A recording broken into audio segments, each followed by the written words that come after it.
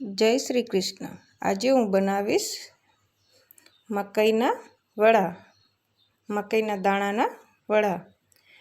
મેં અહીંયા 2 મકાઈ લઈ લીધી છે।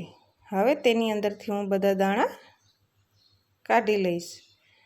મકાઈને ધોઈને જ લેવાની, અત્યારે વર્ષા ઋતુમાં ખરાબ પણ આવે।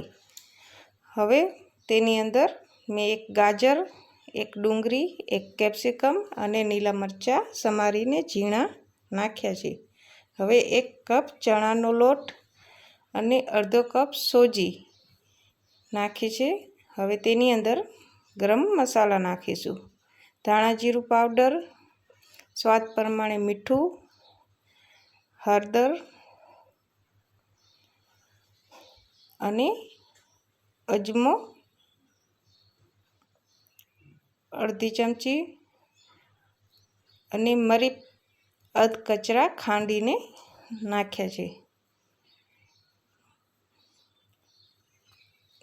તમે આમાં લીલા ધાણા પણ નાખી શકો, મારી પાસે હતા નહીં એટલે મેં નથી નાખ્યા।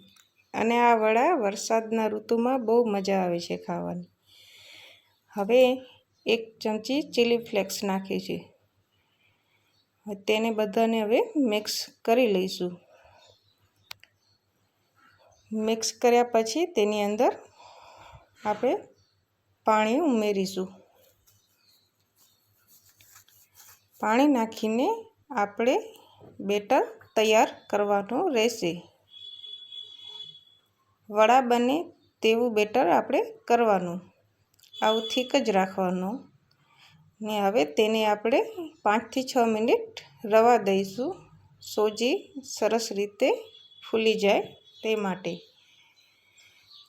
હવે આપણું બેટર તૈયાર છે, તો હવે આપણે તેની અંદર ગરમ થોડુંક તેલ નાખવાનું, 1 ચમચો તેલ ગરમ કરીને નાખવાનું।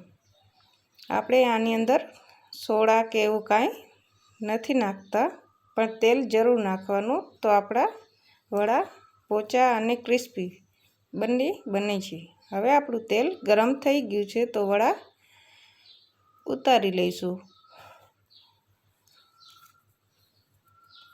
આપણે આને ગ્રીન ચટણી સાથે પણ ખાઈ શકીએ, અને વડા ઠંડા પડ્યા રહેશે તોય પણ આને ખાવાની મજા આવે છે।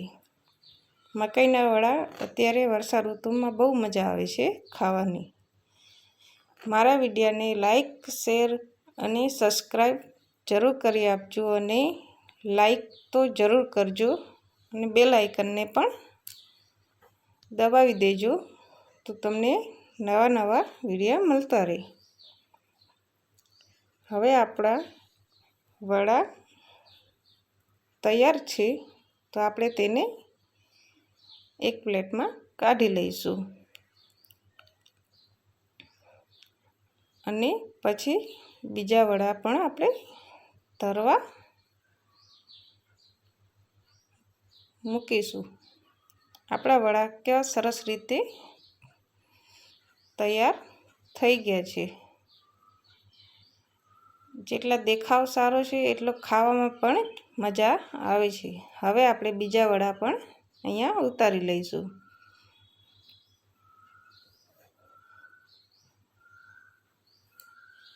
વડા બીજા તળતી વખતે એટલું ધ્યાન રાખવાનું કે તેલ બહુ નહીં લેવાનું, ના કે તેલ બહારે પણ આવી શકે। અને બબલ જ્યાં સુધી બને છે ત્યાં સુધી વડાને કાચા હોય છે, બબલ જ્યારે બેસી જાય ત્યારે સમજવાનું કે આપણા વડા તળાઈને તૈયાર થઈ ગયા છે। હવે મેં અહીંયા બીજા પણ વડા તૈયાર કરી લીધા છે। હવે આપણે ચટણીને સોસ સાથે સર્વ કરીશું। મારા વિડીયોને લાઈક, શેર અને સબસ્ક્રાઈબ જરૂરથી કરી આપજો, અને બેલ આઇકનને પણ દબાવી દેજો। આ વડા ખાવામાં ખૂબ જ સરસ લાગે છે. તમે એકવાર જરૂર ટ્રાય કરજો અને તમારા કેવા બને કમેન્ટ પણ જરૂર કરજો.